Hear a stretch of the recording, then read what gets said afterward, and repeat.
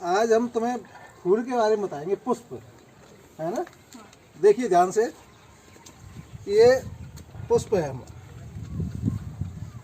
ये किसका पुष्प है? सरसों का। हाँ। सरसों। और देखिए ये पुष्प, देखिए ये पुष्प होते हैं रंगीन, देख रहे हो, पीला रंग का है, ये सफ़ेद रंग के पुष्प हैं। देखिए इधर ये सफ़ेद रंग के हैं, ये अलग अलग कलरों के पुष्प होते हैं। और इनमें नर और मादा पुष्प अलग अलग होते हैं, अलग अलग होते हैं, नर और मादा पुष्प अलग अलग होते हैं। और डिफरेंट कलर के बड़े सुंदर सुंदर रंग होते हैं। देखिए ये पुष्प है, इनमें देखिए नीचे ये पुष्प व्रंत होता है, ये नीचे लगा हुआ है ना, ये पुष्प व्रंत है, ये इस पर पुष्प रुका हुआ है, पुष्प व्रंत है ना। इससे आगे देखिए ऊपर बाह्य दल होते हैं, ये देखो ये हरे हरे रंग के बाह्य दल, ये इसमें ये बाह्य दल हैं 4। ये पुष्प, सरसों के पुष्प में ये हमारे 4 बाह्य दल हैं।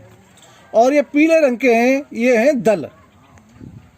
ये कौन से हैं? ये भी संख्या में देखो 4 हैं, 4। और इसमें एक नर भाग होता है जो पुंकेसर बोलते हैं उनको, पुंकेसर। देखिए दल के बाद में ये पुंकेसर हैं, देखिए ये पुंकेसर हैं। ये ऊपर टोपी नुमा इस पर ये संरचना है, और इस पर ये पराग कण लगे हुए होते हैं, पराग कण। और बीच में देखिए, बीच में ये है, यहाँ पर ये होता है हमारा स्त्री केसर, ये सबसे बीच में स्त्री केसर। ये सरसों के पुष्प में ये दुलिंगी बन दोनों नर और मादा एक ही पुष्प में होते हैं, पुंकेसर और स्त्री केसर। कुछ पौधों में अलग अलग होते हैं, जैसे हम आपको दिखाएंगे। देखो अभी, आइए इधर आ जाओ, इधर आओ। देखिए ये बेल है हमारी लौकी। लौकी में नर और मादा पुष्प अलग अलग होते हैं।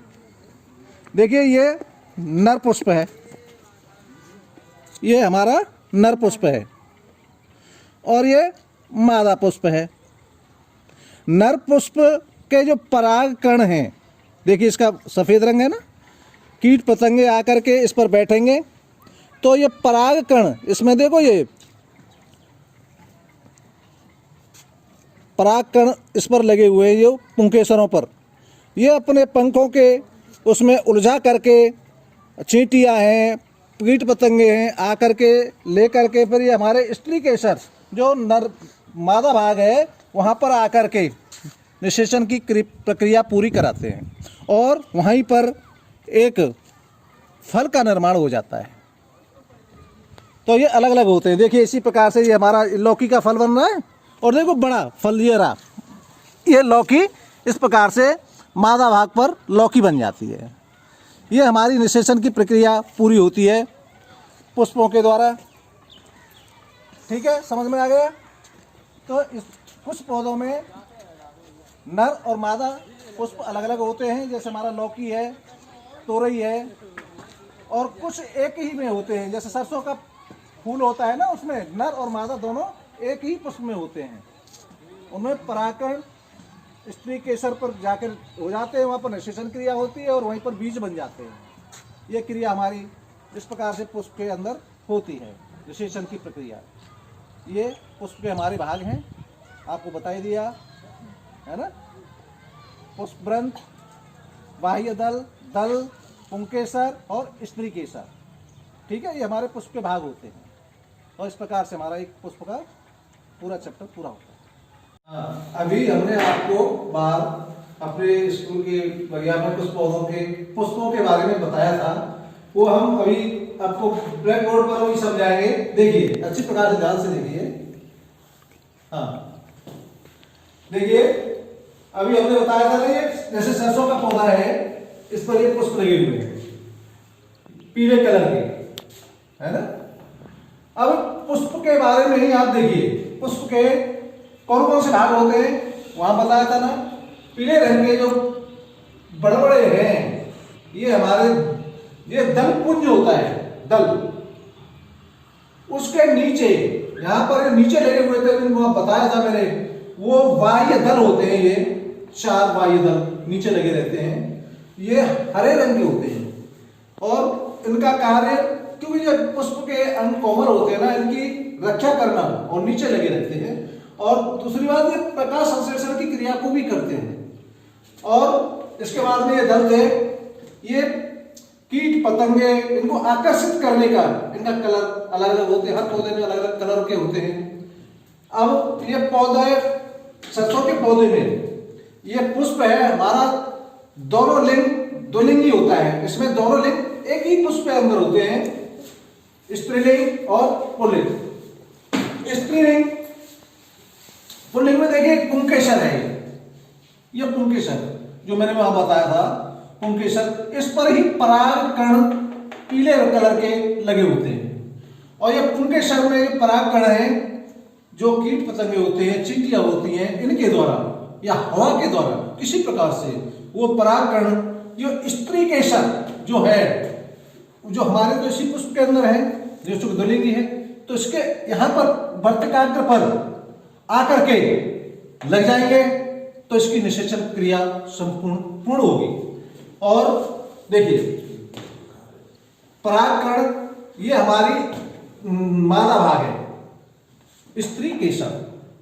इसके देखिए भाग, ये पुष्पासन होता है, इस पर ही तो ये लगे रहते हैं हमारे बाह्य दल यहां पर लगे तो पुष्पासन पर, यहीं पर हमारा ये वर्तिका लगी होती है, वर्तिका। अब पुष्पासन, ये अंडाशय, जब निषेचन क्रिया हो जाती है, इसमें अंडे होते हैं, जो सरसों, देखिए ये हमारा वर्तिकाग्र है, ये पुष्पासन। पुष्पासन पर ही हमारे ये बाह्य दल यहां लगे रहते हैं, इसी के ऊपर हमारे ये दल लगे रहते हैं, और इसी पर आसपास जो है ये पुंकेसर लगे। ये पुष्प हमारा द्विलिंगी है, इसमें पुंकेसर जो हमारा मेल पार्ट होता है, स्त्री केसर एक फीमेल पार्ट होता है, और दोनों एक ही पुष्प के अंदर होते हैं।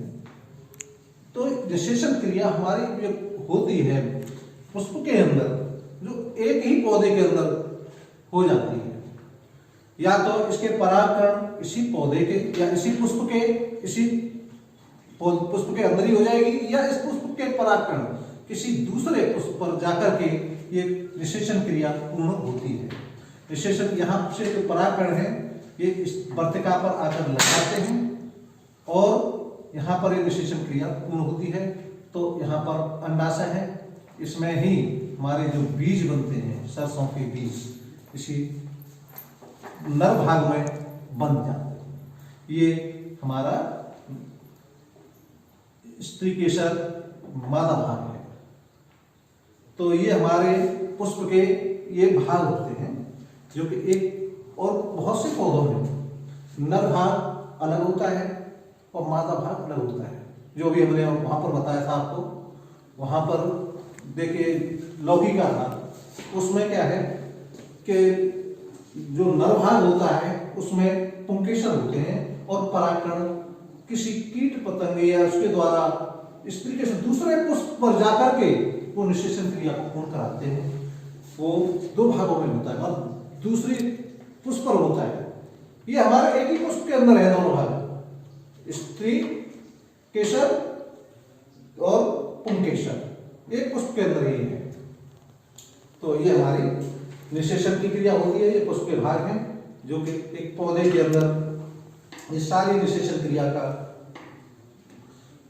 और इसी क्रम में भाई बच्चों को हम एक गृह कार्य के लिए पुष्प के भाग, पुष्प में कौन कौन से भाग होते हैं, जैसे दल, बाह्य दल,